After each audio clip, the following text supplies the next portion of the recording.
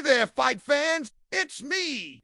In this edition of Fight Stories, we're going to take a look at one of the greatest heavyweight champions in history, the Brown Bomber, Joe Louis. Joe Louis was born in La Crosse, Wisconsin on May 13, 1914. His father died before Joe was even 2 years old, leaving his mother Layla to raise Joe and his two brothers on her own. The family moved several times, finally settling in Detroit, Michigan. Young Joe had a fairly normal upbringing, playing sports and getting into some street fights as well. He eventually took up boxing as a means of defending himself. Joe was always the biggest kid in his class, and he had natural talent in the ring. A gym teacher by the name of John Roxborough took notice of Joe's abilities and began training him.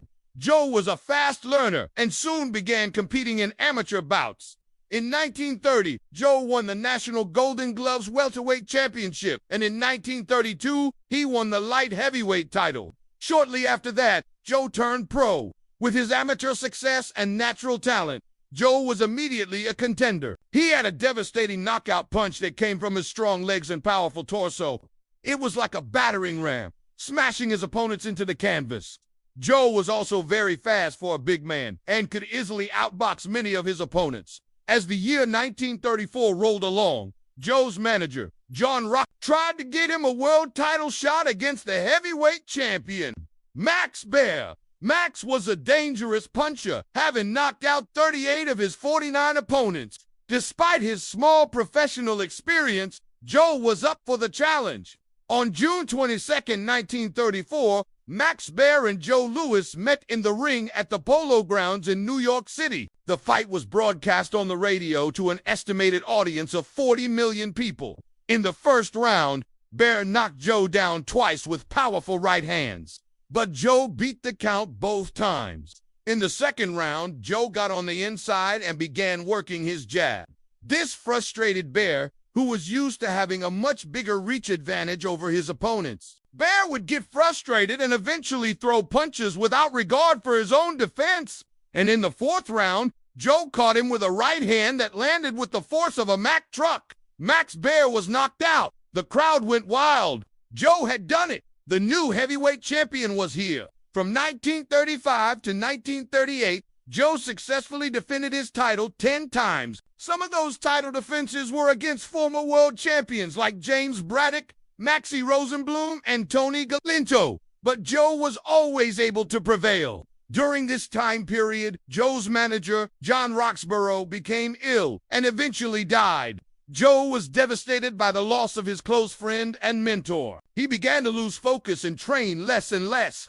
Eventually, Joe's skills began to deteriorate. In 1938, Joe was scheduled to defend his title against the German heavyweight champion, Max Schmeling. Schmeling had fought and beaten Joe's close friend and former world champion, Max Baer. Schmeling was a formidable opponent with a strong jab and good technical skills. Many experts believed that the German would be the first to dethrone Joe Louis. However, Joe had something else to say about that. In the first round, Joe knocked Schmeling down 3 times. In the second round, Joe continued to batter Schmeling until his corner threw in the towel. Joe had retained his title in impressive fashion. As the years passed, Joe continued to successfully defend his title. He would fight all challengers, no matter how big or how strong they were. Joe was not afraid of anyone. His confidence was unmatched. Over 10 years as heavyweight champion, Joe had fought 25 times, winning 22 of those fights, with 13 of those wins coming by knockout. He had successfully defended his title more times than any other heavyweight champion in history. Joe was now considered by many to be the greatest heavyweight champion ever. But soon it would all come crashing down.